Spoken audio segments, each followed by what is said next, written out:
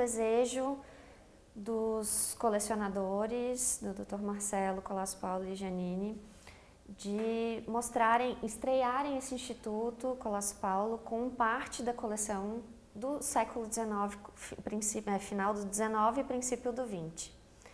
Então, dentro desse desejo, também houve um recorte, não são todas as obras da coleção desse período que estão em exposição.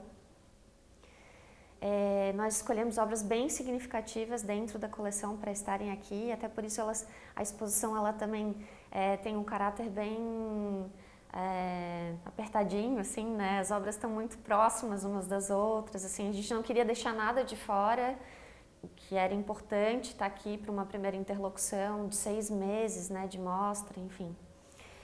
E nessa seleção, então, a gente fez um recorrido com esses artistas que estavam, né, na coleção Colasso Paulo desse período.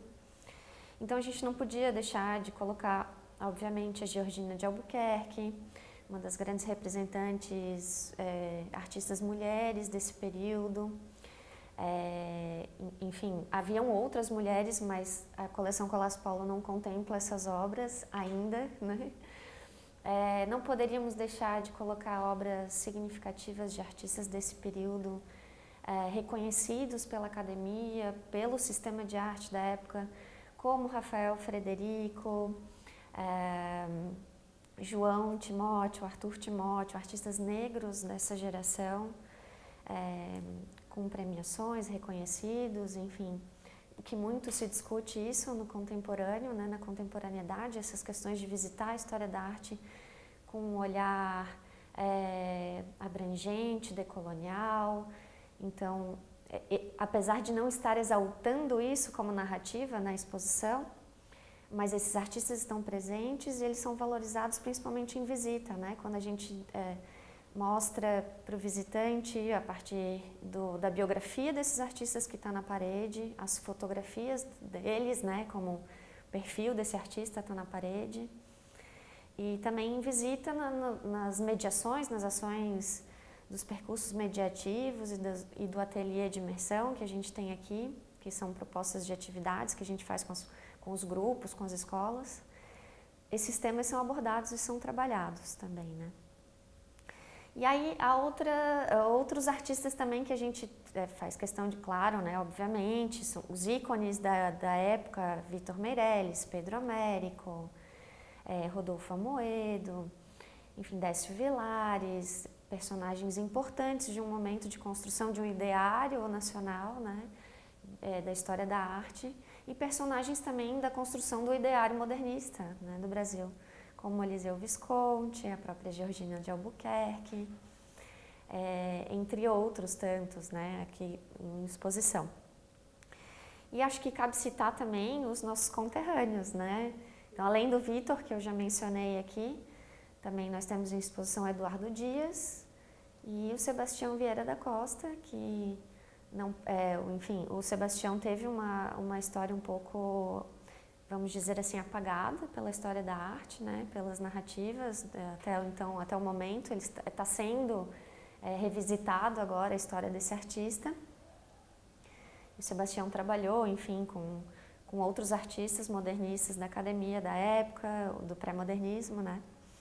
E o Eduardo Dias, ele não passou pela academia, mas a gente tinha muito desejo de colocar ele em interlocução, principalmente com a obra do Brigman, que são paisagens muito semelhantes, contam uma história de uma ilha, que é importante para a gente também ter uma visualidade dessa iconografia nossa, né, desse patrimônio nosso, enfim, e interlocução com todos esses artistas do panorama nacional e internacional.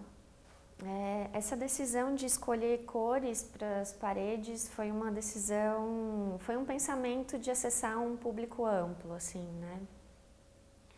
O desejo do Instituto Colasso Paulo é que a gente consiga atender pessoas de qualquer faixa etária, de qualquer classe social, de qualquer procedência, enfim, que a gente tenha uma abrangência, que a gente leve realmente o propósito do Instituto Colasso Paulo, que é o propósito da arte e educação, para um amplo público, né?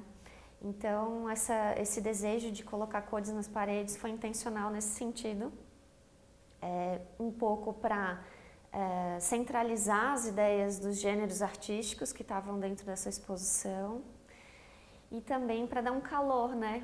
Porque o nome da exposição é Mais Humano, é mais um reflexo do tema da exposição também, né? Trazer uma certa humanidade. As cores elas foram pensadas, elas foram tiradas de dentro das próprias obras, então uma obra significativa daquele eixo exploratório tinha uma cor amarela, então a gente tira direto dali e ela ambienta todas as outras e abraça todas as outras, né? Uma azul, uma rosa, enfim. Cores que são cores simples, né? No sentido da cor básica, mas que foi ali trabalhado numa tonalidade de cinza, assim, mais acinzentado para aclimatar o ambiente, para não ficar tão, né? Então, enfim, saltando aos olhos, e as obras sim saltarem, mas ainda assim elas aclimatam e elas saem muito, né, na primeira visão de quem visita a exposição. Então, o objetivo dessas cores, além da junção desse agrupado de obras, é dar uma ambientação não asséptica, né, mais humana e fazer um processo um pouco didático, assim, então, com que as pessoas entendam que aquele lugar ali daquela cor tem aquela junção e está com uma proposta.